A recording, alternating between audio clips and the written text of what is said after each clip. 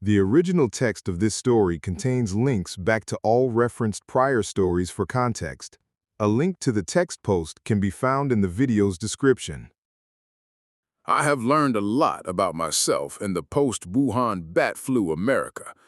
As the two of you have read in these here pages, I can nearly freestyle a money-making scheme in the course of a workout or sometimes even a simple lunch period. As y'all may well recall, I took that show on the road, literally, back in 2020 when we went to Vegas, and I used a few minutes away from wife person and attempted to get famous. As I hope you read in that link there above, that particular attempt didn't go over too greatly, even though I could not exactly call it a failure. On a second attempt, I was offered the opportunity to run it back. Needless to say, wife person was absolutely over my continued shenanigans dipshittery and poured water on the even attempt. I would later learn that it was not her refuse to see me get my fat man shine on, so much as it was the fact that she had designs on us selling my old little house so we could move into our big house. I am not mad. I got Yeti out of the deal, and he is my buddy. Anyway, we have been in this house for 2 years and some months. Yeti is 2 years and some months old, actually born on the day we closed, and we have settled into a life of somewhat normalcy. We make use of our time off of work and my side hustles, and the fact that I don't spend money on alcohol anymore allows us freedom to do and try new shit without having to intensively count our shells before doing so. Make no mistakes, I am not claiming some level of unimaginable generational wealth, but I am doing better than I ever have in my life right now, and I credit that to actually being married this time. So, yeah, Vegas. I am here in the garage, on Pornhub, one day after eating lunch, and my phone rings. Flip note? I'm kidding. Pornhub is banned in NC anyway. It's a 702 area code. Maybe my aunt or one of my cousins has a new number for some reason. Me. Hello? Caller. Is this, Mo? Allegedly, sometimes, yes. Come again? This me. Good morning. Well, I guess afternoon where you are. Yep, good day. What can I do for you? Well, a few years ago, you had this wild idea about a plus-size male review. Yes, precisely. Me. Man, that shit failed. Well, that is why I'm calling now. You want me to embarrass myself again? No, my therapist needed therapy after the mental image was scorched on his psyche. Wow, well now, shit, really? No, not at all. I ain't ever telling him that shit. Whew, I thought I was gonna need a session for a moment there. Okay, so plus-size male review, no more embarrassment. Okay, so demographically, more and more women are recently into men who are a little more, well, doughy around the middle. Where were these women when that bit... Never mind. Continue.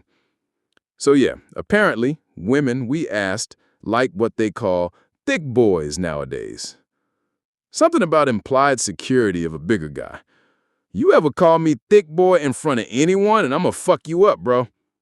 Noted. So what the lick read? Sorry. How will this endeavor make us money? Oh, okay. So you did a bang-up job self-promoting with no help in a city that is not your own. Well, this time you will have our assistance and therefore better promotion. I'm listening. More butts and seats, more money, of course. Naturally. Sounding good so far? No? We good. But you know what I'm asked next, right? Well, we're prepared to offer you half. Half? Nice, we're on the same page here. Wait, what just happened? Negotiation happened. We can't assist with promo and pay half the door. Then I can do the promo myself again. My scribbling bullshit game is impeccable. Can't argue that. So, what was your number? Caller. 75-25 our way? What the fuck is wrong with you? 70-30? 60-40 sounds better, but I ain't paying for our room. 65-35, final offer.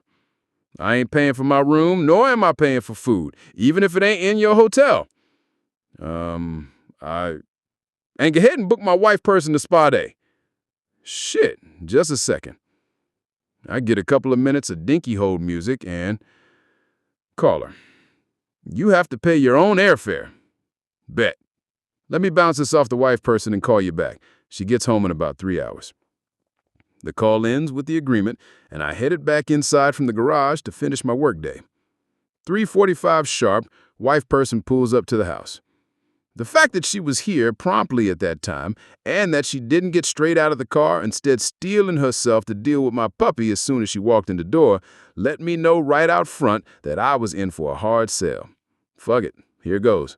I let her get inside and pour a cup of coffee, and then sit down before I came upstairs. Me. Wife person, how was your day? It was a day. I bet. Yours? Busy as a fuck. Vegas called me on lunch today. Who? The hotel we stayed in when we went that one time, and you made a whole ass of yourself. I love you too. What they want? They want to run it back. I said they want to run it back. And? You're supposed to talk me out of doing some stupid shit. You know what? Huh? Let's do it. What? See? I said no, and then you'll run with the she never lets me have any fun thing. Let's do it. When do we go? I gotta call him back. Basically, we pay for airfare and they comp the room and all our food and what? And you get a whole ass spa day. Sounded good so far. And I get half the door again with real promotion this time. Let's do it. That was entirely too easy. Now it's 4 p.m. and my actual break time. I make the phone call. Hotelier. Hey, tell me something good. Me. She's with it. Sounds good. How long we got? Give me 3 weekends to scare up the airfare and make sure it's a week my little one is not here. Sounds like a winner. Thanks. So, the requisite time has passed, and the utter saint that I am married to scores us a cherry deal on plane tickets, and we're going back to Vegas. 6 hours of airplanes and airports, and we're getting off the lift in front of the hotel and go inside to check in for the weekend. Our host is expecting us. Hotelier. Good evening, folks. I pray your trip was peaceful. Me. Smooth sailing. Good. So, plus-size male review. Yeah? So, is there another plane coming with the rest of you? Huh? When you were last here, you were going at what, 255, 270? 265, probably. But, well, now you're barely 205.6. We can't do this. Dude, I'm 5'8". I am no way not still a large man. When we spoke last month, I said, doughy, what is this new year, new me bullshit you've come with? No new year. I've been at this for 16 months. You didn't think you could have, told me that when I called you? No, I still got a gut, though. Fine. We're here now, and your room is already expensed. Might as well recoup. Fine. Jacqueline, there, will check you guys in. All of your instructions and schedules are on the desk in your room. Thank you. Jackie, as she insisted I call her, was a dream in her rundown of everything and acting as concierge for anything we might so happen to need. 1,400-something words above this one, there's no need to bore you to tears with the details of the stay. We will get right to the night of the show. I knew it was one night, so everything I needed was in my one big backpack and could be ferried into the venue underneath what I was already wearing. I took off my sweats and t-shirt backstage and listened for my cue to hit the stage. Coming to the stage is the one and only, the man, the legend, Mighty Mo Phlip.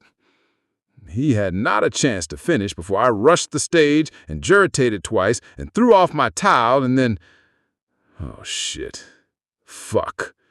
Why did no one remind me that at the old-ass age of 44 that I cannot fucking dance? The crowd might have been more forgiving of my inability to dance if I was as large as they had been allowed to believe I was based on promotional material with 3-year-old pictures. But, no. The insults flew, only ceasing when the unfinished drink started to. I had not a fucking clue that this was still a thing, but after 43 seconds of me trying to get the crowd back, a siren started to sound and the Sandman came out to pull me off stage with the hook. When it was said and done, I still got my money off the door, or at least what remained after they granted some refunds. It was a good thing our food was included because there was no such thing as out in public. I got roasted to tears for committing the cardinal sin of just being in a casino on a slot machine. Back on the plane Sunday morning. Me. Next time I have the bright-ass idea to... What? No, go ahead and finish. Stop me. Wait, now say that whole thing again. Ahem. Next time I have one of these bright-ass ideas, stop me. Thank you. I recorded that and saved it to my Google Drive to play back. I bet I will have to use it before the weather changes.